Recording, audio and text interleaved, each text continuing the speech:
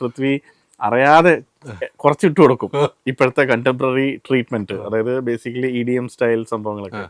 അപ്പോൾ പുള്ളി പറയും എനിക്ക് ആ പീസ് മൊത്തം ഇഷ്ടപ്പെട്ടു, അതിൻ്റെ ഇടയിൽ കുറച്ച് ഡ്രം ബീറ്റ്സ് ഒക്കെ കയറിയില്ലേ, അത് മാത്രം ഒന്ന് മാറ്റി തന്നേക്ക്. ഞാൻ പറഞ്ഞു പിടിച്ചു, ഞാൻ പറഞ്ഞത് പിടിച്ചു അല്ലേ, പറഞ്ഞാൽ പിടിച്ചു ദീപക്, അത് വേണ്ട, അത് വേറെ ഒന്നും കൊണ്ടല്ല, അത് പഞ്ചുണ്ട് പക്ഷേ അത് യൂഷ്വൽ ആവുന്നു.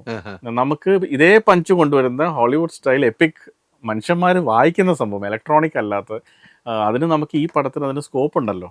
സ്കോപ്പ് ഉള്ള സ്ഥിതിക്ക് അത്രയും ആന്റണി ചേട്ടൻ നമ്മുടെ കൂടെ നിൽക്കുന്നുണ്ട്, എന്ത് വേണമെങ്കിലും ഫോറിന് റെക്കോർഡ് ചെയ്തു എന്ന് പറയുന്നുണ്ട്. അങ്ങനെയൊക്കെ ആയ സ്ഥിതിക്ക് നമുക്ക് ആ ട്രീറ്റ്മെൻറ്റ് തന്നെ പിടിക്കാമെന്ന് പറഞ്ഞു. പിന്നെ ഞാൻ നോക്കുമ്പോൾ നമുക്ക് എപ്പോഴും കിട്ടുന്ന ടൈപ്പ് ഒരു പ്രോജക്റ്റ് അല്ല ഇത്.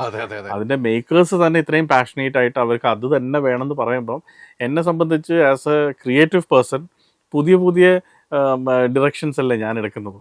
അപ്പം ഞാനും ഓക്കെ, ആദ്യം ഹെസിറ്റേറ്റ് ചെയ്ത് പിന്നെ ഞാനത് എൻജോയ് ചെയ്ത് തുടങ്ങി. ആദ്യമേ അതൊന്നും വലിയ പടമായിരുന്നു, ഒന്ന് ഒപ്പിച്ച് അല്ല പോകാൻ പൃഥ്വിനെ. പക്ഷെ പൃഥ്വിയുടെ ഒരു ഗുണം എന്താ വെച്ചാൽ പുള്ളി മനസ്സിൽ ഒരു കാര്യം കണ്ടു കഴിഞ്ഞാൽ അത് ജസ്റ്റിഫൈ ചെയ്ത് എന്താണെന്ന് പുള്ളിക്ക് പറഞ്ഞു തരാൻ പറ്റും.